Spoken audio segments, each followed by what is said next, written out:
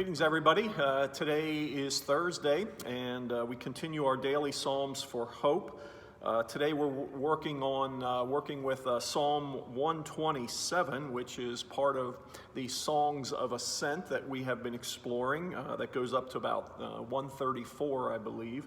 And today's Song of Ascent is of Solomon. Solomon wrote this one. So get out your Bibles, and let's see what he has to say. Psalm 127. Unless the Lord builds the house, those who build it labor in vain. Unless the Lord watches over the city, the watchman stays awake in vain. It is in vain that you rise up early and go late to rest, eating the bread of anxious toil. For he gives to his beloved sleep. Behold, children are a heritage from the Lord, the fruit of the womb, a reward. Like arrows in the hand of a warrior are the children of one's youth. Blessed is the man who fills his quiver with them. He shall not be put to shame when he speaks with his enemies in the gate. So, this is it's a really good psalm. For me, the first part was pretty significant in terms of the series that we have been doing on Sunday mornings. It's entitled "Take My Keys, Please," and we're really talking about how God in control is a blessing to our lives when God is in control. And so "Take my keys, please" is sort of a prayer to ask God to be more in control of our lives. And certainly Solomon gets to that here. He says, unless the Lord builds the house, those who build it labor in vain. Unless the Lord watches over the city, the watchman stays awake in vain. That's an indicator that if we try to manage through our lives on our own, trying to build our future strictly on our own efforts, it's going to work for a period of time. But at some point, there's a realization, particularly of us in faith, that we can't do this without the Lord being a part of it, without the Lord being the one who is managing, so to speak, our lives. Unless the Lord builds the house, those who labor in it, those who build it labor in vain. I mean, we can manage through life, through the difficulties, the challenges, the blessings, the whatevers, as best as we can on our own strength and in our own resolve. But I think the point here is that that's only going to last so long.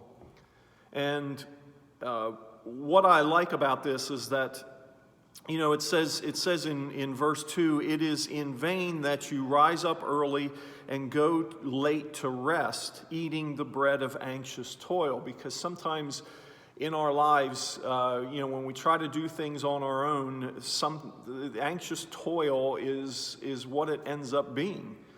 And if we want the rest, if we want that peace in our hearts, then God has to be a part of it, because He's the Prince of Peace.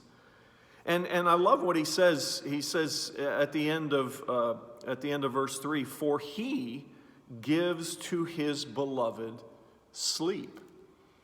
When we have rest in our souls, it's because he is making that rest happen, because we're trusting that he is God over the things that are happening in our lives.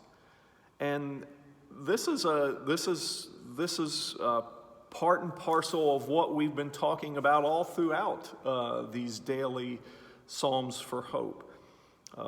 When God is a part of your life, when He is front and center with regards to creating the foundation of the house, of your soul, of your being, then there is rest that He promises. because he takes care of the other stuff. He will help us take care of the other stuff.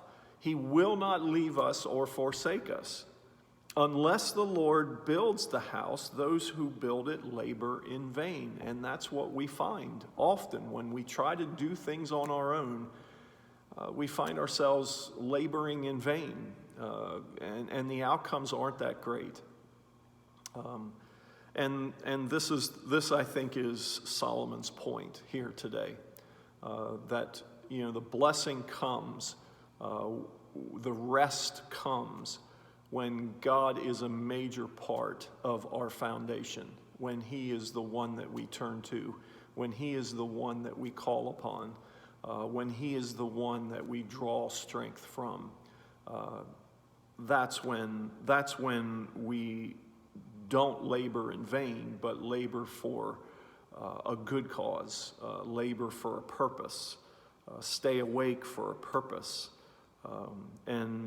and not have the anxious toil that goes along with it. And so I hope that helps a little bit wherever you are today in whatever spiritual journey you're facing. Unless the Lord builds the house, those who build it labor in vain. May God's blessings be upon you this day, and be a blessing whenever and wherever you can.